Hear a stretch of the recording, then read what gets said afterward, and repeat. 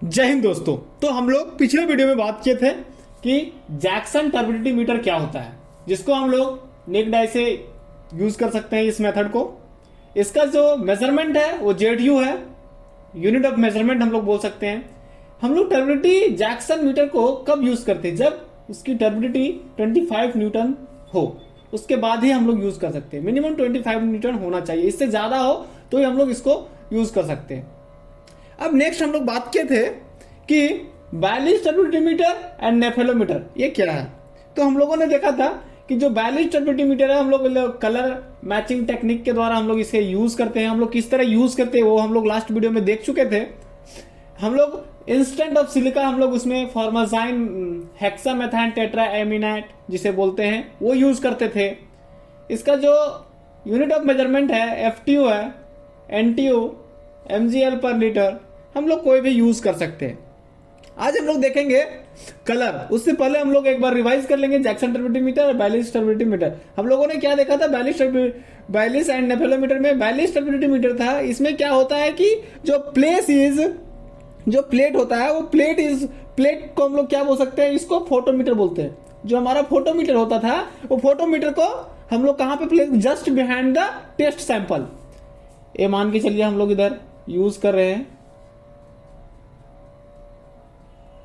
तो हमारा जो ये फोटोमीटर है इधर रहता था, इसका जस्ट सामने हम लोग सैंपल लेते थे।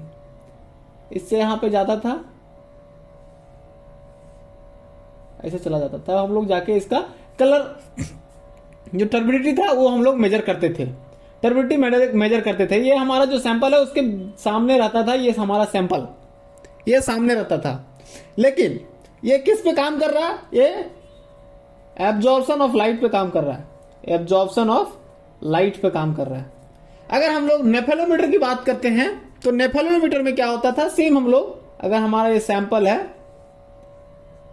ये हमारा इंस्ट्रूमेंट, हम लोग सैंपल को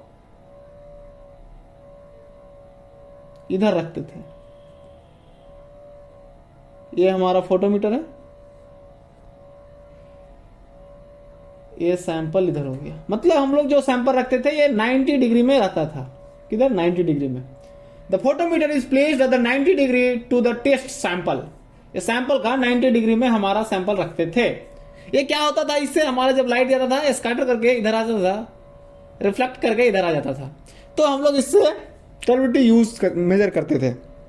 हम लोगों ने देख लिया बैलिस एंड नेफेलोमीटर में कैसे करते थे। तो हम लोग से ये पता चला कि बैलिस जो है एब्जॉर्प्शन ऑफ लाइट पे काम करता है, नेफेलोमीटर जो है वो स्कैटरिंग ऑफ लाइट पे काम करता है। अब हम लोग बात करेंगे कलर पे।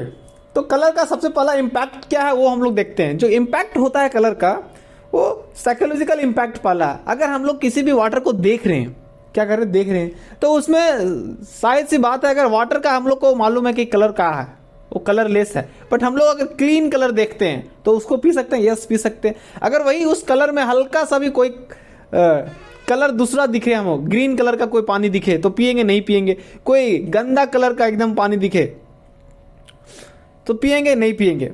तो ये साइकोलॉजिकल इम्पैक्ट पड़ता है कि अगर किसी भी दूसरे कलर का जो पानी है, हम अगर पानी पीने के लिए दिया जा रहा है, अगर दूसरे कलर का है तो हम लोग का माइंड सेट है कि हम लोग वो पानी नहीं पिएंगे।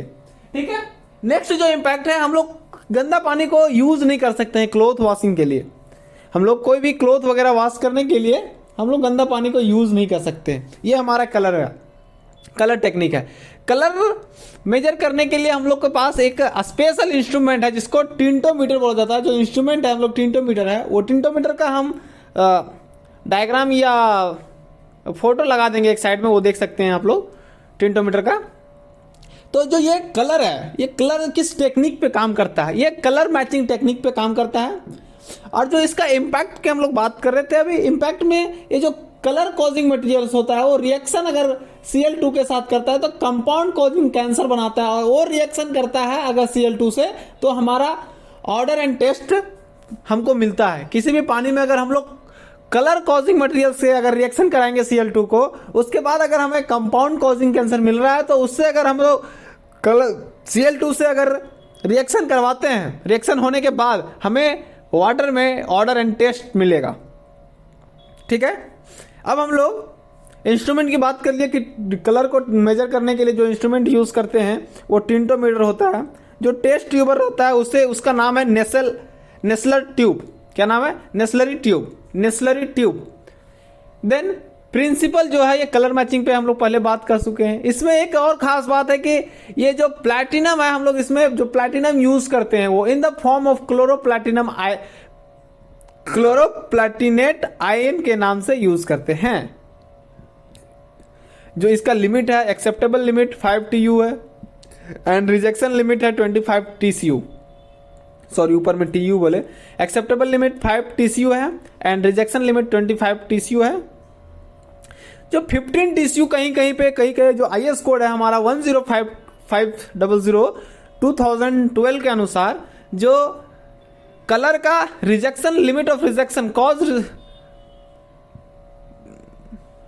रिजेक्शन लिमिट है वो हमारा 15 TU दिया हुआ है। जबकि बाइलिस एंड टर्बिडिटी के लिए हम लोग को जो लिमिट है वो कितना है? एक्सेप्टेबल लिमिट है 1 Newton and rejection limit 10 NTU, 10 Newton हम लोग बोल सकते हैं। अगर हम लोग IS 10500 2012 की बात करेंगे तो उसमें दिया हुआ है 5 NTU होता है टर्बिडिटी का rejection of limit of rejection, cause of rejection limit हम लोग बोल सकते हैं। तो हम लोग आगे देखेंगे। अब हम लोग बात करेंगे टेस्ट एंड ऑर्डर के बारे में। तो टेस्ट एंड ऑर्डर, किसी भी वाटर में टेस्ट एंड ऑर्डर कब आता है? जब किसी में इनऑर्गेनिक मिनरल सॉल्ट्स हो, जैसे कि Mg2+, Na2+, Ca2+, K+, या तो किसी भी डिजॉल्व गैसेस के कारण आ सकता है, due to some of the dissolve gases, या ऑयली सबस्टांस हो, उसके वजह से हमारे वाटर में टेस्ट एंड ऑर्डर के चेंजेस हो सकते हैं, या एल्गी की वजह से हमारे वाटर में टेस्ट एंड ऑर्डर आ सकते हैं। तो टेस्ट एंड ऑर्डर को मेजर करने के लिए एक स्पेशल इक्विपमेंट है। उस इक्विपमेंट का नाम है ओस्मोस्कोप। क्या नाम है? ओस्मोस्कोप। हम लोग जो मेजर करते हैं उसका यूनिट क्या है वो जानते हैं। तो उसको हम लोग TON से रिप्रेजेंट करते हैं, टोन से, जिसका फुल फॉर्म है थ्रेशोल्ड ऑर्डर नंबर। जो इसका फॉर्मूला होता है वो final volume of diluted sample divided by initial volume of test sample. तो हम लोग अभी समझेंगे एक अच्छी तरह से कि ये हम लोग कैसे फाइंड करते हैं टेस्ट एंड ऑर्डर। हम लोग कहीं पे भी जो TON है उसको रिप्रेजेंट करने के लिए A plus B divided by B करते हैं, जिसका A का मतलब है ऑर्डरियस water and order free water. ठीक है, ये देख सकते हैं आप लोग। तो अभी हम लोग बात करेंगे ओस्मोस्कोप में हम लोग कैसे टेस्ट एंड ऑर्डर को कैसे फाइंड करते हैं। मान के चलिए मेरे पास एक ये सैंपल है। क्या है? एक ये सैंपल है जो कि ऑर्डर सैंपल है, ऑर्डर एंड टेस्ट का सैंपल है, जिसमें स्मेल आ रहा हो या टेस्ट में स्वाद नहीं आ रहा हो पीने में, एक ऐसा हम लोग सैंपल लिए। ठीक है, अब हम लोग इसको टेस्ट एंड ऑर्डर को चेंज करने के लिए, इसको मेजर करने के लिए हम लोग क्या करेंगे? इस चीज को मेजर करने के लिए हम लोग क्या करते हैं? ऑर्डर फ्री जो रहता है हमारे पास, ऑर्डर फ्री वाटर, उसको हम लोग ऐड करते हैं। मान के चलिए ये 40 मिलीग्राम एक टेस्ट सैंपल लिए, हम लोगों ने इस पे एक एक्स्ट्रा ऑर्डर फ्री सैंपल डाला, मान के चलिए 40 मिलीलीटर डाल दिया, तो क्या हुआ? 80 आ गया। ठीक है, तो इसके बाद फिर से वो देखेंगे कि स्मेल आ रहा है कि नहीं, तो आ रहा है। 40 ml फिर से डाल दिया, तो ये कितना हो गया? 80 हो गया। कितना का हो गया? 80 का जो ये वॉल्यूम था, हम लोग 40 का ये सैंपल था, इसमें 40 और मिला दिए टेस्ट एंड ऑर्डर को चेंज कर फाइंड करने के लिए, तो 80 आ गया। अब क्या करेंगे? फिर से इसमें अगर फिर से स्मेल आ रहा है, मान के चलिए अभी भी ये खत्म नहीं हुआ है, टेस्ट एंड ऑर्डर खत्म नहीं हुआ इसका, तो फिर से हम लोग इसमें 40 ml का मिलाएंगे। क्या हो जाएगा? 120 का हो जाएगा ये वॉल्यूम। कितना का हो गया? 120 का। फिर से अगर इसमें नहीं आ रहा है तो फिर से हम लोग 40 ml मिलाएंगे, 40 ml फिर से मिलाए। अब कितना हो गया? 160 हो गया। इस वॉल्यूम में हम लोग फिर से 40 मिलाएंगे। अगर नहीं आ रहा है तो, अगर आ गया तो हम लोग छोड़ देंगे यहीं पे। अगर हमारा टेस्ट एंड ऑर्डर कंप्लीट खत्म हो गया यहाँ पे, तो हम लोग इस वाटर को यहीं छोड़ देंगे इतने वॉल्यूम में। लेकिन अगर नहीं आ रहा है तो फिर हम लोग करेंगे 160 हो गया। इस वॉल्यूम में अगर हम लोग को यहाँ पे भी नहीं आ रहा है तो हम लोग फिर से सैंपल ऐड करेंगे उस पे। अगर सैंपल ऐड किए फिर अगर आ गया, कितना वॉल्यूम हो गया? 200 हो गया।